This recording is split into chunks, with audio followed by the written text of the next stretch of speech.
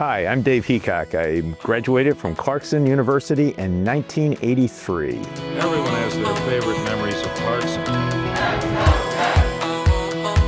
The real big difference here of coming to Clarkson, I heard about their ID degree. Once you got here, the vibe of the place was very different from all those other schools.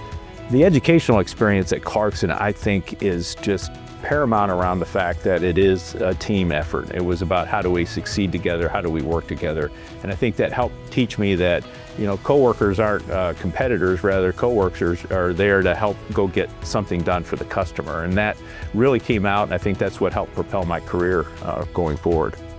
One of the aspects I believe that's really neat about Clarkson is the fact that you can jump into a whole bunch of different activities. One of the things that my roommate got me into was filming of the hockey games.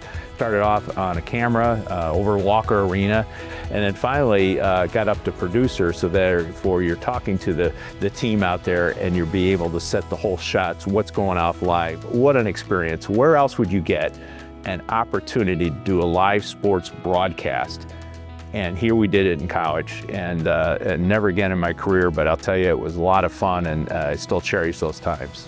So when I think of Clarkson, I still think of hockey. As you know, we've got wonderful teams. We had this past season, almost got ECAC champion, but really just a wonderful recognition for just the hard work that the players did. Our women's team with 3 national champions, really stands out among small schools that are able to really compete against these larger programs. Come back to a game. We had Kogo, we ended up having 5 games, so how wonderful is that? So please come in, enjoy the area, and get to know some people.